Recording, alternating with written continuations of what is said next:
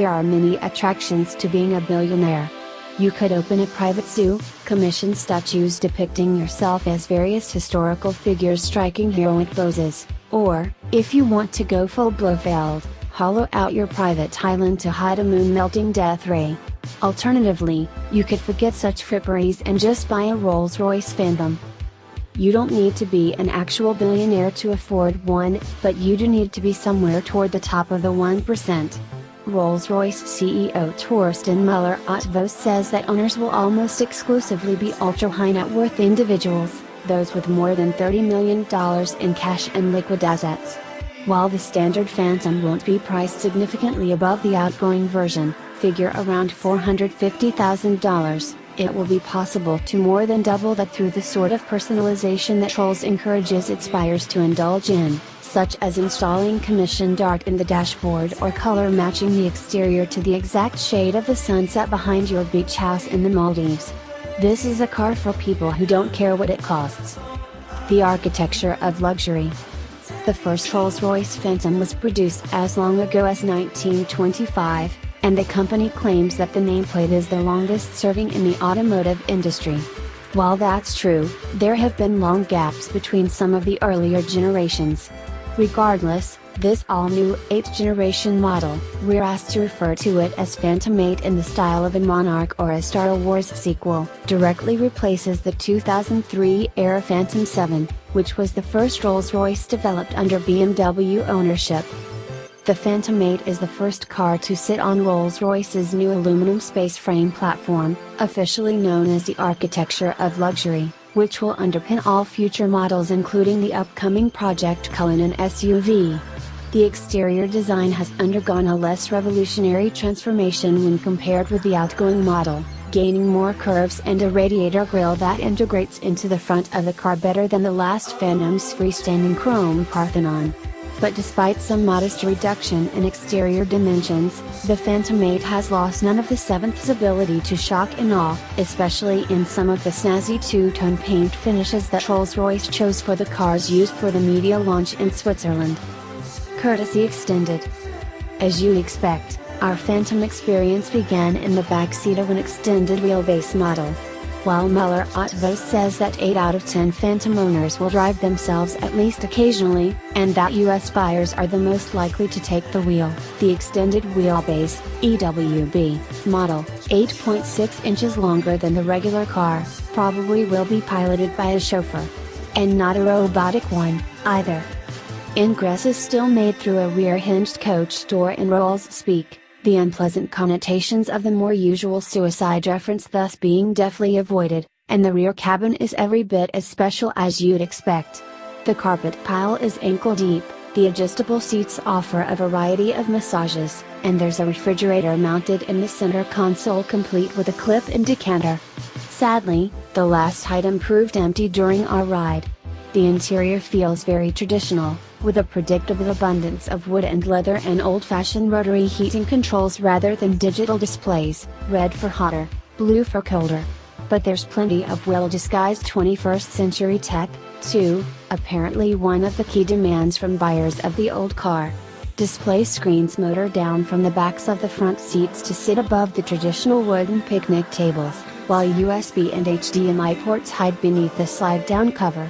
The infotainment system is a thinly disguised version of BMW's iDrive system that is operated by a similar turn-and-click controller. Touch-sensitive screens would have been a little too vulgar, and they get so smeary. The rear seat also provides a good view of the dashboard, which incorporates the gallery, a glass panel spanning the dashboard, behind which owners can have their own personally commissioned artworks placed when the car is built. The instrument cluster and the infotainment screen are also placed behind the glass. Rolls-Royce is happy to connect buyers with artists working in everything from traditional oil paints to avant-garde ceramics, and Müller-Ötvös says it's entirely possible that a well-chosen piece by an up-and-coming talent might ultimately be worth more than the car surrounding it. Setting off is something of an anticlimax. The Phantom is a superb place to spend time, but locomotion adds little sensation beyond the fact that the view of gawping mortals through the windows starts to scroll. That's because the Phantom is freakishly quiet, with one of the engineering team's core objectives being to make it the most silent passenger car in the world. In that, they succeeded.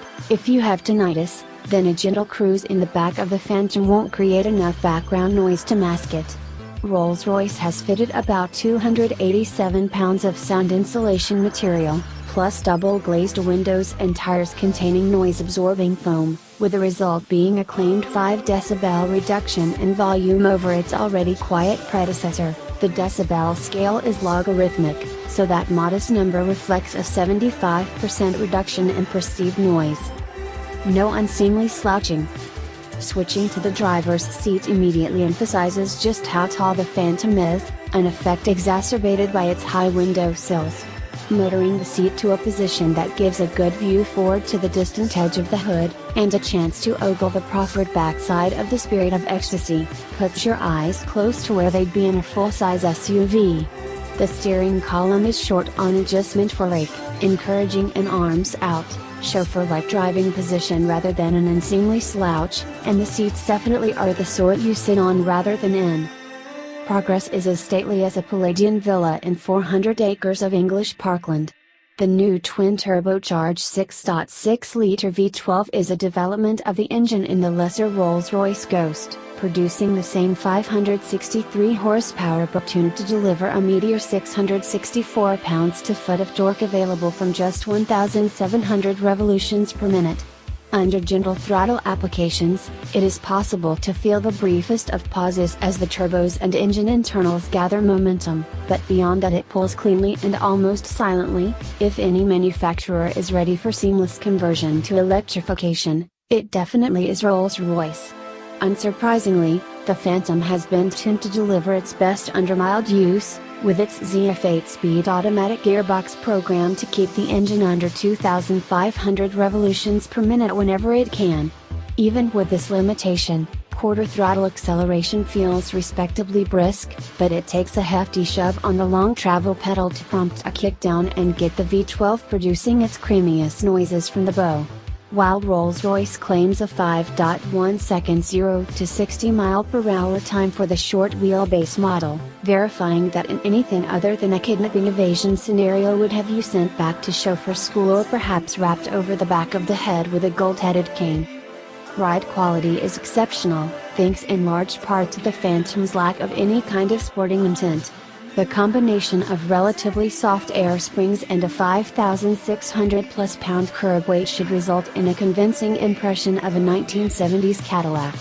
Yet some very smart adaptive dampers working in conjunction with an optical bump spotting system that works at speeds of up to 60 mph give outstanding body control and keep the cabin serene, even over the roughest surfaces that the Swiss Alps could throw in our way. There is lots of other clever dynamic technology, but it all functions with the invisible efficiency of a good valet. Active anti-roll bars with electric motors fight lean under cornering. Rolls-Royce claims these produce as much torque with 12-volt motors as rivals manage with their 48-volt systems. The Phantom can be hustled along at a rapid pace, although at the cost of considerable sliding on the nearly flat seats. The electrically assisted steering is lightly weighted and lacks feel, but accurate front-end responses make it easy to place the car onto a chosen line, and there's also a new rear-wheel steering system that improves low-speed maneuverability. There are no dynamic settings or sport modes or any way to manually select gears, although the transmission stalk on the steering column incorporates a low button intended to maximize engine braking effect on long, steep downgrades. Brand Manifesto.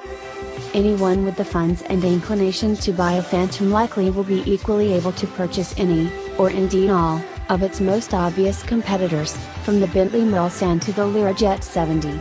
These people aren't forced to make either, or decisions, possessing both, and is perfectly within their reach. Wanting a Phantom is the sort of itch that we suspect many of them will be keen to scratch, the car being good enough to justify its enormous price.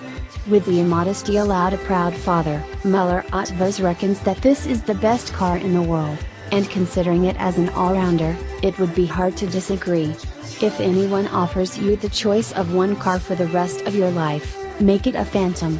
But it's more than just a snazzy ride, it's also a spectacular manifesto for the future of the Rolls-Royce brand. It might be possible to build a better luxury car than this, but don't expect to see one anytime soon.